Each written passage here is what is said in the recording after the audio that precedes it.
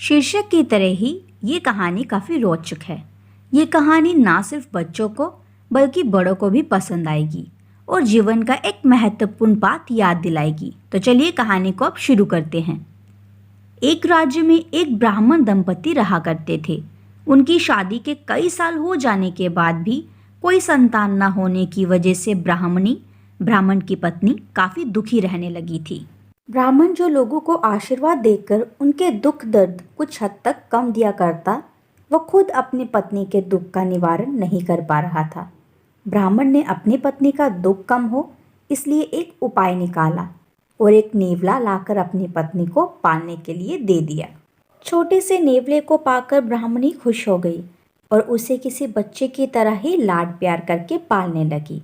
नेवला भी इंसानों से इतना प्रेम पाकर उनमें घुल मिल गया। ब्राह्मण दंपति का भी संतान न होने का दुख कम हो गया, या यूं कहे कि नेवले को अपनाने से उनका ध्यान उस बात से हट गया।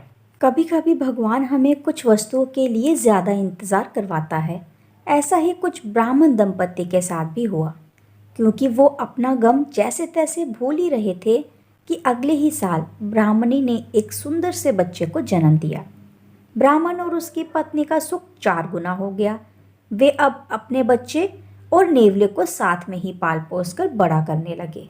पड़ोसी उन्हें अक्सर सलाह दिया करते कि नेवले को बच्चे के साथ रखना काफ़ी खतरनाक हो सकता है, क्या पता ये जानवर कब क्या कर बैठे। लेकिन दंपति को नेवले पर पूरा भरोसा था, क्योंकि जब से वे उसे अपने घर लाए थे तब से लेकर उसने कभी भी कोई ऐसी हरकत नहीं की जो उसे नहीं करनी चाहिए। खैर, ऐसे ही कुछ महीने बीत गए। एक दिन ब्राह्मणी का व्रत था, इसलिए वो अपने पति को बच्चों का ध्यान रखने को कहकर मंदिर चली गई। जब ब्राह्मणी मंदिर गई थी तभी ब्राह्मण को राजा के महल से एक यज्ञ करवाने के लिए बुलाया आया। ब्राह्मणी पूजा पाठ और भजन में इतनी खो गई थी कि उसे समय का कोई भान ही नहीं रहा।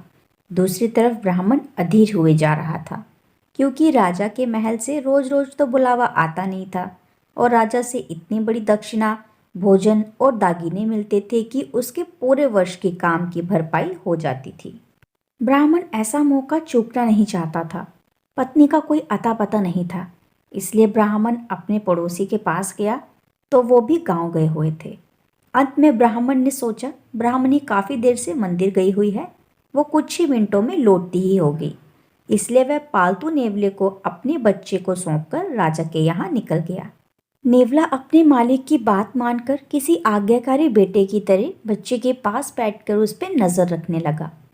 कुछ देर बाद बच्चे की पैरवी कर रहे नेवले की नज़र बच्चे की तरफ तेजी से बढ़ते सांप के ऊपर पड़ती है और नेवला बच्चे को कोई नुकसान ना हो इसलिए सांप पर पूरे जी जान से टूट पड़ा।